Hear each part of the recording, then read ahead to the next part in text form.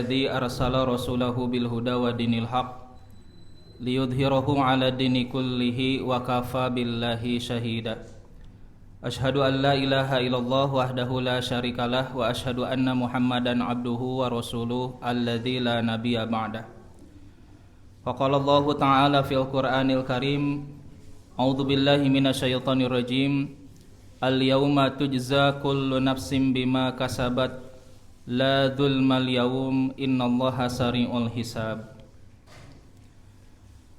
Hadirin ikhwatu iman, jamaah pangawasan rahimakumullah. Alhamdulillah langkung tipayun urang sanggakeun puji kali syukur ka Allah Subhanahu wa taala.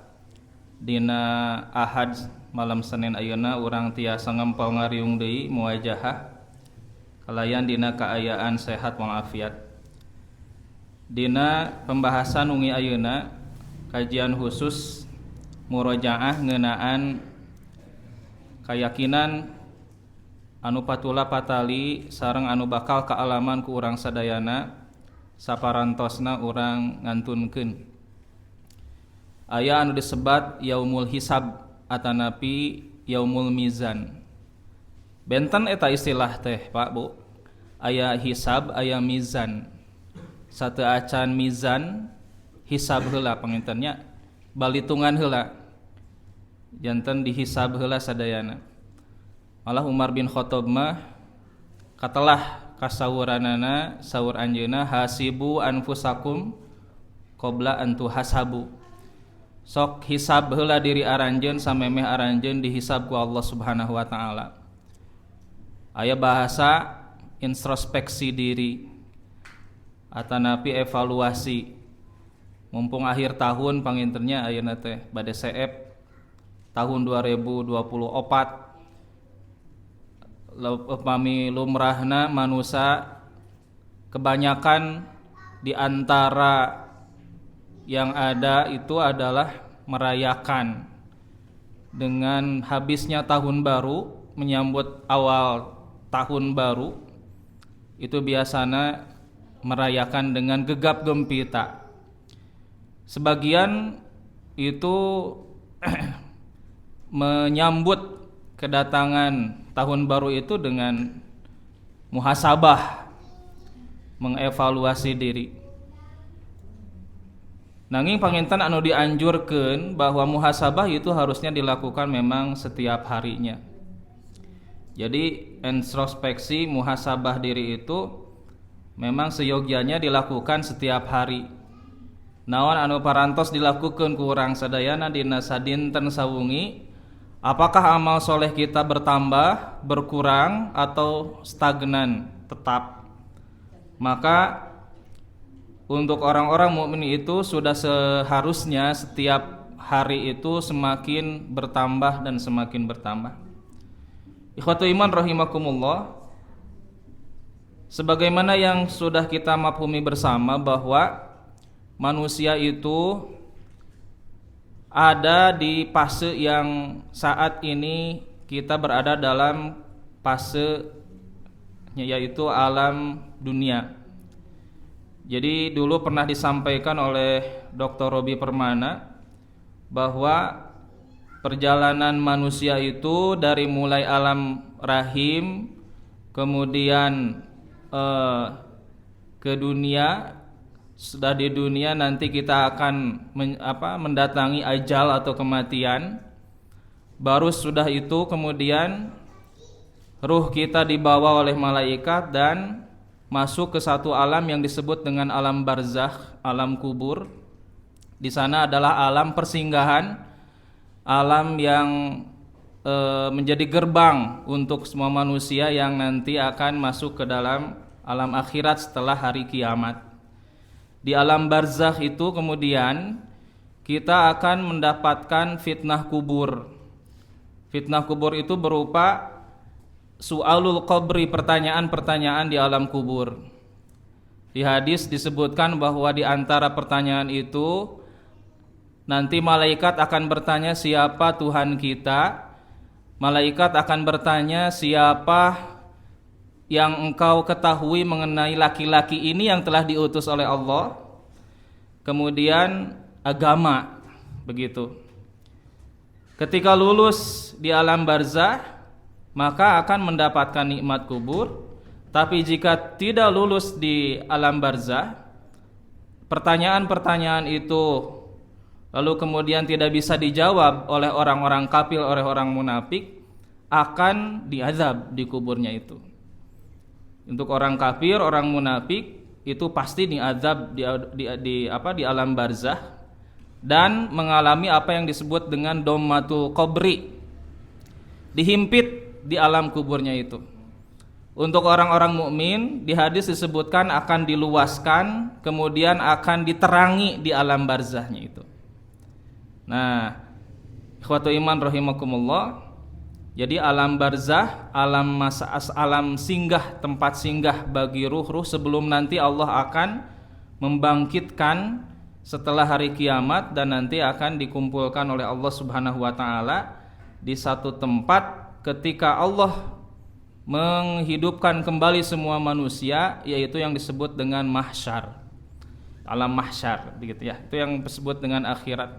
Jadi hari kiamat itu banyak sekali istilah-istilahnya. Salah satunya adalah alam mahsyar. Yauma yajma'ukum liyaumil jam'i dzalika yaumut taghabun. Jadi hari di mana Allah mengumpulkan semua manusia, pada saat itu diperlihatkan kesalahan-kesalahan manusia. Mahsyar. Sebut juga dengan yaumul hisab, yaumul mizan. Nah, ini yang akan kita bahas. Ikhwatul iman rahimakumullah, apa yang disebut dengan yaumul hisab? Yaumul hisab itu adalah hari penghisaban. Jadi manusia berbeda dengan makhluk yang lain. Manusia itu makhluk mukallaf. Artinya tiap-tiap amal yang telah kita lakukan itu akan diperhitungkan, akan dibalas oleh Allah Subhanahu wa taala. Yang paling sering kita baca dalam Quran adalah surat Az-Zalzalah. Allah sampaikan, "Famay ya'mal mithqala dzarratin khairan yarah wa may ya'mal mithqala dzarratin syarran yarah." Sekecil apapun yang kita perbuat, walaupun hanya sebesar debu, sebesar biji sawi, maka Allah akan balas. Sebaliknya, sebesar apapun keburukan yang dilakukan, maka Allah akan balas. Begitu. Itu di Quran surat Az-Zalzalah. Nah, mengenai yaumul hisab ini, hari di mana Allah memperhitungkan, Allah menghisab, Allah akan melihat tiap-tiap amal manusia, maka ini adalah sesuai dengan sifat Allah, yaitu Al-Adil, Maha Adil. Jadi Allah Subhanahu wa taala Maha Adil, tidak menganiaya. Makanya tadi di Quran surat Ghafir dibacakan ayat surat ke-40 atau surat Al-Mu'min ayat ke-17. Di situ disebutkan al-yauma tujza kullu nafsim bima kasabat. Pada hari itu dibalas kullu nafsim bima kasabat. Tiap-tiap diri, tiap-tiap jiwa manusia itu bima kasabat, disebabkan apa yang telah mereka perbuat selama di dunia. Bagaimana persepsi kita tentang yaum? Yang disebut dengan yaum kan kacamata manusia, kacamata kita itu 24 jam saja. Begitu, tapi beda lagi ya kata yaum ketika dipergunakan pada saat memakai istilah-istilah untuk akhirat. Kan waktu itu sendiri diciptakan oleh Allah Subhanahu wa taala. Itu ada hadis yang menyebutkan, ana khalqun jadid. Aku adalah makhluk yang baru. Kata waktu. Wa ana amaluka syahid. Dan aku untuk tiap amalmu akan menjadi syahid, akan menjadi saksi. Begitu. Nah, untuk yaumul hisab, yaumul mizan, kemudian yaumul kiamah, itu menunjukkan adalah masa dan tidak berlaku 24 jam pada saat itu, karena waktu yang digunakan adalah waktu menurut hukum Allah. Hukum Allah dalam konteks yang lain.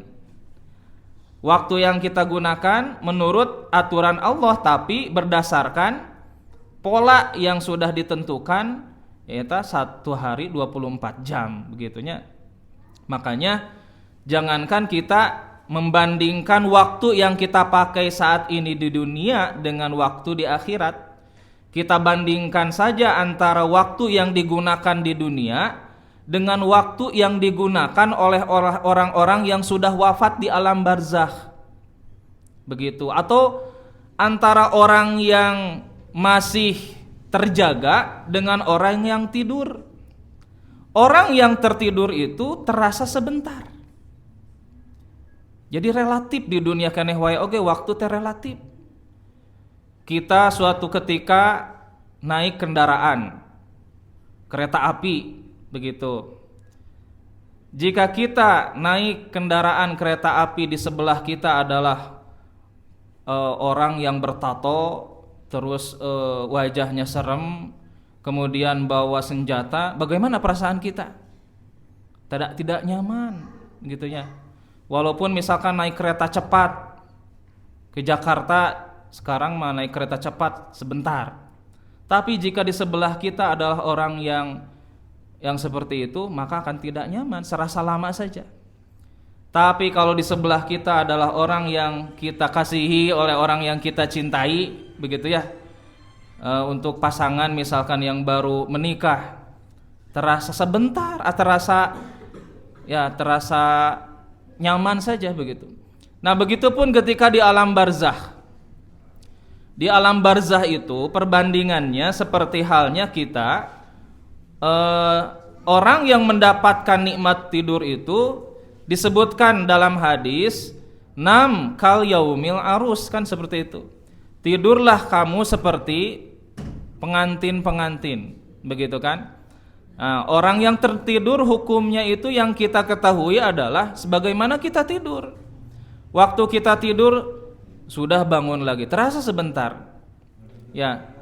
Nah, itu ikhwatu iman rahimakumullah. Jadi mengenai al-yaum saja, ketika Allah gunakan untuk membahas mengenai yaumul hisab, al-yauma tujza kullu nafsim bima kasabat, di situ menunjukkan bahwa pada hari itu akan dibalas masing-masing manusia, masing-masing jiwa bima kasabat, disebabkan apa yang telah mereka perbuat. Nah, di situ berikutnya la dzulmal yaum. Hari ini tidak ada kedzaliman. Mengapa ada penegasan la dzulmal yaum? Pada hari itu tidak ada kedzaliman lagi. Sebab mustahil Allah Subhanahu wa taala menganiaya terhadap makhluknya. Karena sesuai dengan Asmaul Husna, sifat yang melekat pada Allah Subhanahu wa taala, yaitu Allah Maha Adil.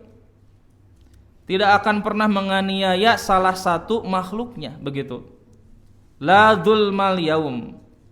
Nah, di antara kemahaadilan Allah Subhanahu wa taala itu adalah ketetapan bahwa Allah tidak akan menyamakan seorang yang suka berbuat baik, ahli taat, ahli ibadah, dengan seseorang yang ahli maksiat, dengan orang yang jahat. Jika di akhiratnya status mereka sama, berarti keadilan Allah di mana? Untuk menegakkan kemahadilan Allah, kan orang yang berbuat baik, orang yang ahli ibadah, ahli taat harus berbeda dengan orang yang ahli maksiat, dengan orang kafir, begitu kan? Jika di akhirat sama, berarti tidak ada keadilan Allah Subhanahu wa taala. Muhsinin, orang yang senantiasa berbuat baik, al-abror, berbeda dengan fujar. Kan begitu hukum Allah disampaikan. Innal abroro lafi naim. Sesungguhnya orang-orang yang senantiasa berbakti berbuat baik itu lafi naim, berada di dalam kenikmatan. Begitu hukum akhirat. Wa innal fujjaro lafi jahim. Sesungguhnya orang-orang yang senantiasa berdosa, mereka berada di neraka jahim. Jadi keputusan Allah Subhanahu wa taala untuk menegakkan keadilan di akhirat itu untuk sebalik dari apa yang disebutkan di ayat ini yaitu kedzaliman. Nah, ikhwatu iman rahimakumullah, maka nyambung, ada relevansi dengan apa yang menjadi tujuan manusia diciptakan oleh Allah, yaitu sebagai khalifah, wakil Allah di muka bumi, nyata menegakkan keadilan, menjadi wakil, menjadi khalifah. Inni ja'ilun fil ardi khalifah. Begitu. Jadi khalifah teh ada makna secara bahasa, yaitu manusia yang diciptakan oleh Allah sebagai pemimpin, ya, sebagai wakil Allah di muka bumi. Ada khalifah dalam makna pemimpin umum, presiden, khalifah. Begitu. Jadi nanti istilah-istilah pemimpin dalam Islam itu ada khalifah, ada imam, ada amir. Sebetulnya tidak menghilangkan substansi. Hanya beberapa istilah saja yang dipakai. Di sejarah disebutkan bahwa khalifah dipakai setelah Rasulullah SAW wafat. Khalifah pertama Abu Bakar, kemudian Umar bin Khattab, ya, bahkan Umar bin Khattab diberi gelar juga Amirul Mukminin. Ya, kemudian Utsman, kemudian Ali bin Abi Thalib sesudahnya khalifah, tapi Al-Malik juga penguasa sebagai raja. Al-yauma tujza kullu nafsim bima kasabat la dzulmal yaum. Tidak ada kezaliman pada hari itu. Innallaha sari'ul hisab. Sesungguhnya Allah teramat cepat hisabannya, begitu. Jadi jangan dibayangkan untuk penghisaban tiap-tiap jiwa itu lama, ngantri, tidak. Berdasarkan Quran banyak ya ayat-ayat yang menyampaikan innallaha sari'ul hisab. Sesungguhnya Allah itu maha cepat hisabannya. Banyak itu ayat-ayat yang menyampaikan demikian. Sangat cepat hisabannya, tidak akan ngantri lama begitu. Tapi deg-degan mah aya gitunya. Nah, ini sesuai dengan apa yang disampaikan oleh Allah pula dalam Quran surat Al-Jasiyah ayat 21 ayat 20 sampai ayat 22. Am hasibal ladzina jtarahus sayyiati an naj'alahum. Apakah orang-orang yang berbuat keburukan, orang-orang yang berbuat kejahatan itu mengira, hasiba, an naj'alahum, akan dijadikan untuk mereka sama kalladzina amanu wa amilus solihati sawaan, sebagaimana orang-orang yang beriman dan beramal soleh disamakan, gitu. Kan begitu orang-orang ateisme ya Bu ya Pak. Orang-orang yang tidak percaya pada Tuhan itu, mereka punya pemikiran, punya pikiran kalau sudah mati kita sama saja akan kembali kepada tanah. Orang mukmin, orang Kristen, orang beragama pun sama akan kembali pada tanah. Berarti tidak ada pengadilan sesudah kematian. Berarti kan sama kalau seperti itu. Mau orang yang jahat, mau orang yang baik, orang yang buruk, orang yang soleh, itu sama berakhir di kuburan. Begitu. Tidak ada pengadilan apapun. Nah, ini yang disampaikan oleh Allah dalam Al-Quran. Am hasibal ladzina jtarahus sayyiati an naj'alahum kalladzina amanu wa amilus solihat. Apakah mereka mengira orang-orang yang senantiasa berbuat keburukan, kejahatan, itu nanti akan disamakan dengan orang-orang yang beriman dan beramal soleh? Apakah akan sama? Mahyahum wa mamatahum. Jangankan setelah mereka mati, di kehidupan mereka saja apakah akan sama? Begitu. Jika kita bandingkan antara ahli ibadah dengan ahli maksiat, itu tidak akan sama dari sisi penampilan, gitu ya Bu. Dari sisi penampilan saja tidak sama. Orang yang suka berwudu dengan orang yang tidak suka berwudu itu tidak akan sama. Gitu. Kata Allah kan banyak ya, hal yastawil ladzina ya'lamuna wal ladzina la ya'lamun. Apakah sama orang yang berilmu dengan orang yang tidak berilmu? Tidak akan sama. Apakah sama antara penghuni surga dengan penghuni neraka? Tidak sama. Sa'ama yahkumun, jika mereka punya pikiran seperti itu, itulah seburuk-buruknya keputusan. Sa'ama yahkumun, seburuk-buruknya sangkaan. Khalaqallahu samawati wal arda bil haq. Allah ciptakan langit, Allah ciptakan bumi bil haq, dengan sebenarnya. Walitujza kullu nafsim bima kasabat, tuh sama, untuk dibalas masing-masing jiwa, masing-masing diri, bima kasabat, berdasarkan apa yang telah mereka perbuat. Wahum la yudlamun, mereka itu sedikit pun tidak akan dizalimi oleh Allah Subhanahu wa taala. Jadi Allah Subhanahu wa taala tidak akan menyembunyikan kebaikan sekecil apapun ya dari tiap-tiap manusia. Makanya Nabi di hadis, ittaqun nara walau bisyiqqi tamratin, halangi diri kalian itu dari api neraka walaupun hanya dengan sekedar bersedekah bisyiqqi tamratin, dengan sebelah butir kurma. Begitu. Jadi walaupun kecil, tapi di mata Allah Subhanahu wa taala akan diapresiasi, akan dihargai, begitu. La dzulmal yaum, di ayat yang tadi di surat Al-Mu'min, tidak ada kezaliman pada hari ini. Wahum la yuzlamun, mereka saat itu tidak akan dizalimi sedikit pun.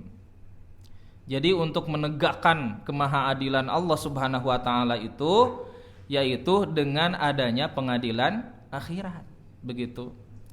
Jadi kalau di dunia ada yang disebut dengan pengadilan, sama di akhirat pun ada yang disebut dengan pengadilan. Apa bedanya pengadilan di dunia dengan pengadilan akhirat? Kalau di pengadilan dunia bisa jadi masing-masing pihak itu merasa tidak puas dari keputusan hakim. Ah tuh adil cenah ieu mah atuh. Begitu ya. Kecuali kalau di masa lalu, dan masa lalu mah pengadilan teh ada yang seperti ini, Bu. Ini kisah ya, betul-betul terjadi. Ada penjual dan pembeli. Penjualnya itu menjual rumah dengan sebidang tanah. Ada yang berminat pembeli, ya. Setelah transaksi kemudian sudah deal. Akhirnya rumah dan sebidang tanah di hadapannya itu milik si pembeli. Sudah ditempati. Sudah kemana? Penjualnya sudah pindah. Setelah ditempati, digaraplah, ya, dibersihan isi rumahnya itu. Kemudian tanahnya juga digarap, digali. Kemudian apa yang ditemukan ternyata ada kotak. Wah, setelah diangkat ternyata kotak itu berisi perhiasan. Begitu kan? Ini ada perhiasan banyak sekali. Harta korun, harta korun. Aduh, ini perhiasan bukan milik saya, ini sepertinya milik si penjual, begitu. Akhirnya kemudian orang itu mendatangi si penjual, ya, mendatangi si penjual. Saat itu didatangi langsung sambil membawa kotak tersebut.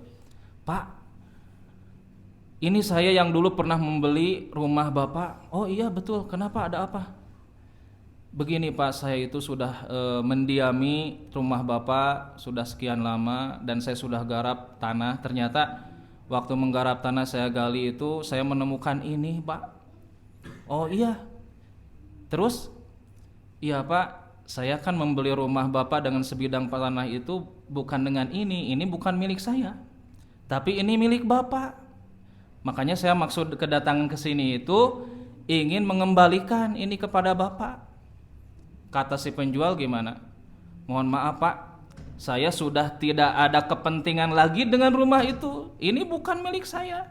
Saya sudah jual rumah dengan tanahnya. Saya tidak tahu menahu sekarang mah. Jadi Bapak tidak ada urusan lagi dengan saya. Saya tidak berhak menerima ini, silahkan saja Bapak urus sendiri. Nah, begitu. Kata si pembeli, Pak, kan kita transaksi itu bukan tidak dengan ini. Saya transaksi itu adalah rumah dengan tanahnya. Jadi mohon maaf, saya ini tidak tahu menahu, maaf milik Bapak saja. Nggak mau mangga milik Bapak, pak itu Ibu. Pak dorong. Ya sudah. Kalau gitu ini tidak akan selesai kalau Pak dorong begini. Bagaimana kalau kita ke pengadilan? Ke pengadilan, Ibu. Jadi saat itu ke pengadilan itu yang seperti itu. Begitu. Datang ke pengadilan, diadukanlah ke hakim, ya. Pak Hakim, beginilah ceritanya, saya membeli sebidang rumah dengan tanah dan saya menemukan ini. Diceritakan panjang lebar. Jadi ini perhiasan bukan milik saya. Ini adalah perhiasan di kotak ini milik yang mempunyai rumah yang dulu. Tapi si penjual tidak mengakui. Pak Hakim, saya sudah tidak tahu menahu, ini juga bukan milik saya, ini milik pembeli. Wah, bingung pan Hakim tanya. Nah, akhirnya apa kata Hakim?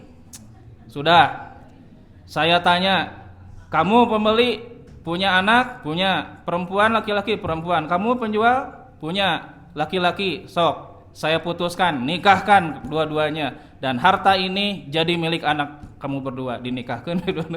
Begitu keputusannya. Sampai seperti itu pengadilan di masa lalu, begitu.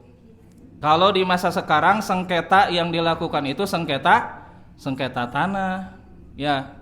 Sengketa tanah dan lain sebagainya, dan tidak merasa puas di masing-masing pihak, begitu. Jadi pengadilan yang ada sekarang aja, pengadilan yang sekarang itu setingkat mahkamah yang paling tertinggi itu masih bisa ya dilihat oleh kita tidak adil. Mahkamah Konstitusi, disebutnya Mahkamah Konstitusi MK, tapi berpihak pada keluarga. Ya saat itu ya sudah berlalu, udah sekarang sudah menjadi wakil presiden, ya. Ikhwatu iman rahimakumullah, kalau pengadilan akhirat disebutkan di ayat ini karena Allah Al-Adil, Maha Adil, maka la dzulmal yaum, tidak ada kezaliman pada hari itu.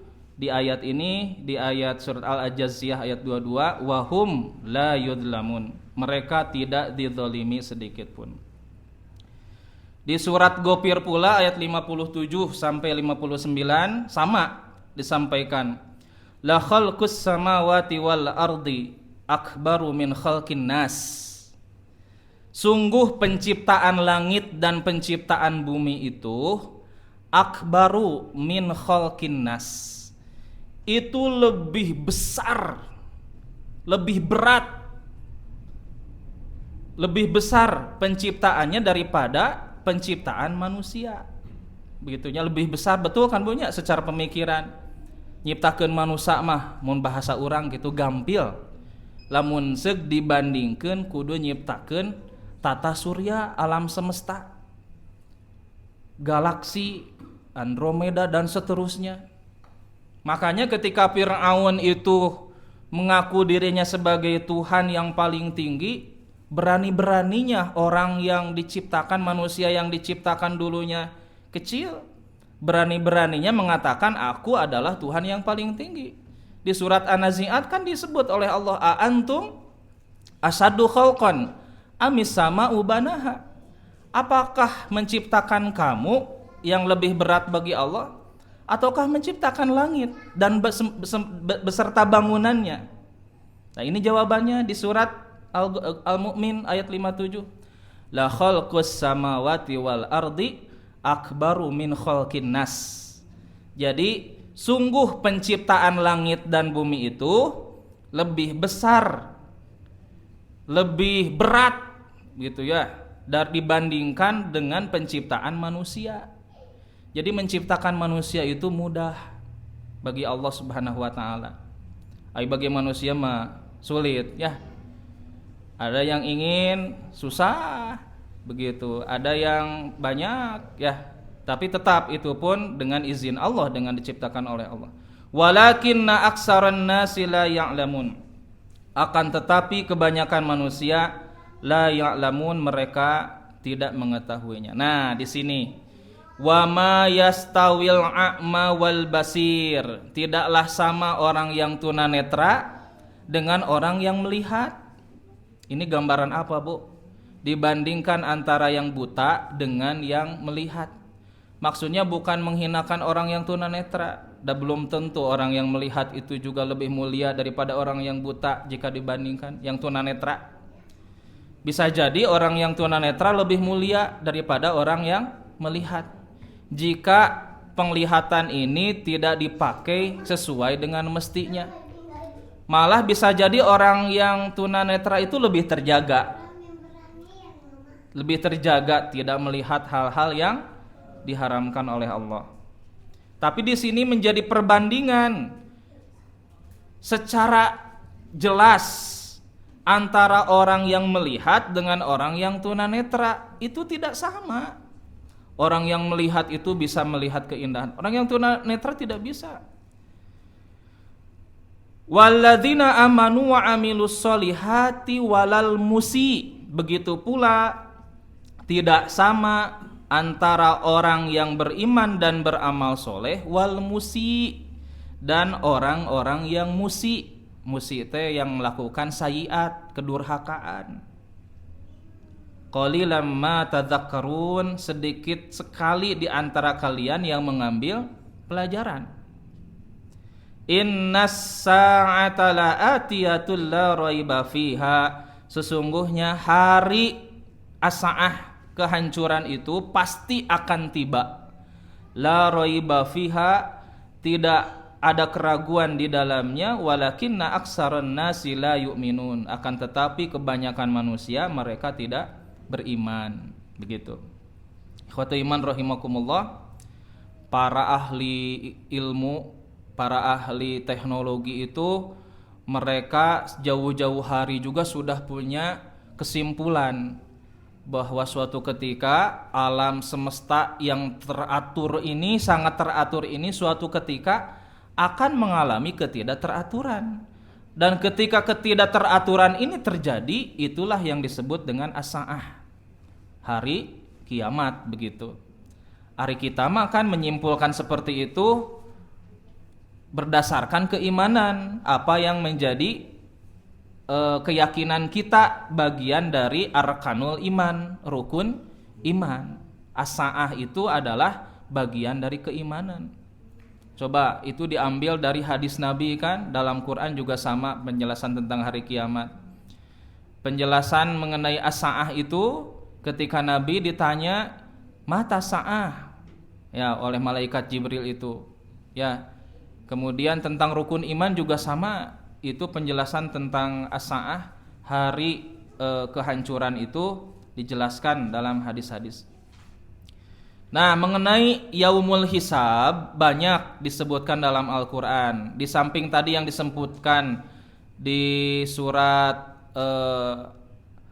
Innallaha sari'ul hisab, di surat Ghafir ayat ke-17, sesungguhnya Allah maha cepat hisabannya, itu juga tersebar di beberapa surat.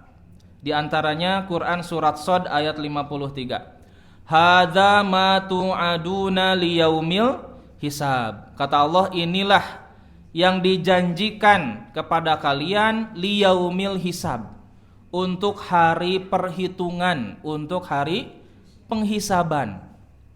Jadi nanti setelah hisab baru mizan. Setelah setelah diperhitungkan amal, dipertanggungjawabkan, baru mizan, baru ditimbang. Barulah di sana ada keputusan apakah layak masuk ke surga ataukah tidak layak, begitu. Quran sudah menyebutkan orang mukmin itu akan terbagi kepada 3 golongan yang akan masuk surga. Mereka tidak akan masuk dulu ke neraka. Ya, yang 4 ini orang mukmin. Begitu. Orang mukmin yang nanti akan masuk surga, yang masuk surga tapi mereka ke neraka dulu. Ada tidak orang mukmin yang masuk ke neraka tapi tidak akan pernah ke surga? Tidak ada, ya. Nanti kan di hadis Bukhari itu disebutkan orang mukmin yang mereka itu sedikit sekali amal baiknya itu, mereka lama sekali di neraka, tapi ada secercah keimanan dalam hatinya, yaitu kalimat la ilaha illallah itu yang akan menyelamatkan dirinya. Dijahit di neraka nate, begitu kan? Jadi benarlah apa yang disampaikan oleh Nabi, kullu ummati yadkhulunal jannah. Setiap umatku itu nanti akan masuk ke dalam surga, ilaman aba, kecuali yang tidak mau, gitu. Nah, yang tidak mau itu pun nanti sama, suatu saat karena walaupun masih ada setitik keimanan, dijahit, dibasuhlah di sungai yang nanti akan tumbuh di sungai itu seperti biji, ya seperti tanaman, dibasuh dulu, kemudian pada akhirnya mendekati ke pintu surga, akhirnya dimasukkan ke dalam surga. Itu di hadis Bukhari disampaikan demikian. Hanya memang tentu harapan kita tidak masuk kepada golongan yang 4. Harapan kita adalah kita masuk pada golongan yang 3 di antara yang 3 itu. Yang 3 golongan itu yang dijelaskan di Quran surat Fatir yaitu kategori sabiqun bil khairat, kemudian yang kedua muqtasid, yang ketiga adalah dzalimun li nafsih. Ya, nanti ada ayatnya ya di surat Fatir. Quran surat Al-Isra ayat 13-14. Allah sampaikan wa kulla insanin alzamnahu ta'irahu fi unuqih. Masing-masing manusia nanti akan kami tetapkan amalnya, amal perbuatannya sebagaimana tetapnya kalung itu pada lehernya. Nih, amal kamu dikalungkeun kana leherna kitu tah. Wa nukhriju lahu yaumal qiyamati kitaban yalqahu mansura. Dan kami keluarkan baginya pada hari kiamat sebuah kitab yang dibuka ternyata terhampar luas. Di ayat 14-nya, Iqra kitabaka. Silahkan baca catatan amal kamu sendiri. Kafa binafsika, cukup kamu sendirilah yang mengetahuinya, yang membacanya. Al yauma, pada hari ini, alaika hasiba, untuk menghisab diri kamu sendiri. Bisa tidak Bu terbayang dari mulai kita dewasa balig sampai akhir ajal, semua amal catatan itu kemudian tercatat rapih, terkalungkan dan sampai terhampar luas, terhampar panjang begitu. Oh, ini amal baik kamu, ini amal buruk kamu. Saat itu memang ketika Quran diturunkan di masa Arab jahiliyah tidak masuk di akal, tapi mengandalkan kepada keimanan. Hanya untuk di masa sekarang, di era teknologi yang canggih, data yang disebut dengan data itu walaupun hanya yang itu data kan disimpan dalam memory card. Dulu ada disebut memory card. Ini alat-alat seperti HP, laptop, netbook, kemudian tablet gitunya. Itu kan ukurannya teh banyak, bermacam-macam. Ada yang 30 giga, 50 giga, bahkan ada yang sampai 1 tera, 500 giga. Untuk 1 giga wae kan banyak eta teh file-filenya begitu. Ya. Nah, apalagi yang sudah sampai tera. Ada yang 1 tera, 2 tera, 3 tera. Itu teh disimpan dalam satu alat yang disebut dengan chips memory begitu kan? Untuk analogi di masa sekarang, untuk memahami ayat ini gitu. Kumaha cenanya Allah bisa nyatet tiap-tiap amal manusia timimiti balik nepikeun ka akhir. Meureunnan catatan teh seueur nu kabayang teh kitu, padahal mah ku zaman ayeuna mah canggih atuh. Tiap-tiap data itu sudah bisa dimasukkan, ya. Jadi ada HP yang mahal bisa masuk ke dalamnya file-file yang begitu besar, begitu. Bisa masuk file ratusan juta manusia, riwayat hidupnya, ya. Novel, jika dinovelkan sok berapa juta manusia bisa dimasukkan ke dalam file, ya. Nah, seperti itulah gambarannya. Komo ayeuna namanya teknologi canggih. Sanes chip deui ayeuna mah tiasa sekarang itu dikembangkan memori itu dalam bentuk satu bentuk yang seperti sehelai rambut gitunya. Jadi semakin kecil, semakin canggih, apalagi teknologi Allah Subhanahu wa taala. Nah, begitulah gambaran mengenai apa yang disampaikan oleh Allah Subhanahu wa taala mengenai catatan amal yang nanti akan dikalungkan itu. Nah, itu kan nanti ada yang dikasihkan di sebelah kanan, sebelah kiri, ada yang dikasihkan dari arah belakang. Baru nanti ada yang disebut dengan mizan. Itu mizan itu hari penimbangan, masa penimbangan. Misalnya di Quran surat Al-Anbiya ayat 47, wa nadul mawazinal qisto liyaumil qiyamati. Pada hari itu kami timbang. Pada hari itu kami akan memasang timbangan yang tepat pada hari itu, pada hari kiamat. Fala tudlamu nafsun syai'an. Tidak ada kedzaliman sedikit pun pada hari itu. Wa in kana mithqala habbatin min khardalin. Sekalipun hanya sebesar biji sawi, sebesar debu. Ataina biha, kami akan datangkan kepadanya, wakafa bina hasibin, dan cukuplah kami yang akan menjadi pembuat penghisaban, perhitungan untuk mereka. Itu mengenai mizan. Jadi setelah Allah hisab, maka nanti akan disebut dengan mizan. Wal waznu di surat Al-A'raf ayat 8. Wal waznu yauma idzinil haq. Penimbangan pada hari itu adalah hak benar. Begitu ya. Faman sakulat mawazinuhu faulaika humul muflihun. Siapa yang berat amal timbangannya, maka mereka itu adalah orang-orang yang beruntung. Begitu. Nah, ikhwatu iman rahimakumullah, untuk orang-orang kafir yang mereka itu tidak percaya akan adanya hisab, itu kan langsung mereka mah tidak akan dihisab. Orang-orang munafik, orang-orang kafir itu nanti akan masuk ke dalam neraka jahanam secara langsung. Di surat An-Naba, inna jahannama kanat mirsoda.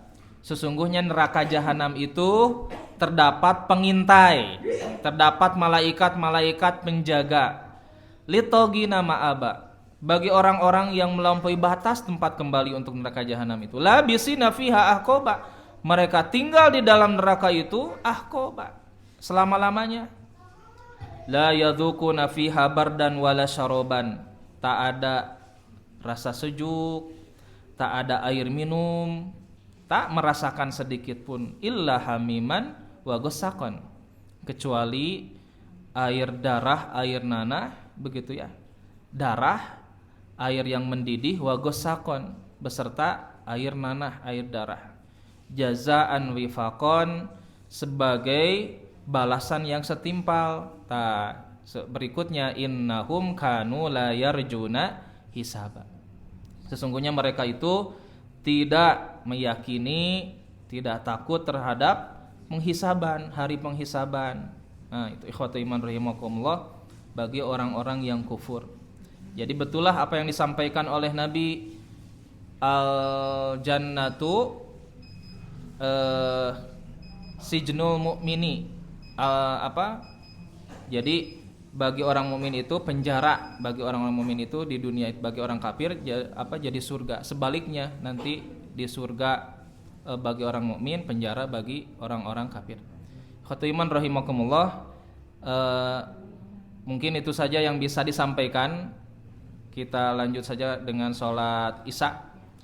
Mudah-mudahan apa yang disampaikan ada guna dan manfaatnya. Rabbana atina fid dunya hasanah wa fil akhirati hasanah wa qina adzabannar. Aqulu qouli hadza wa astaghfirullah li wa lakum. Assalamualaikum warahmatullahi wabarakatuh.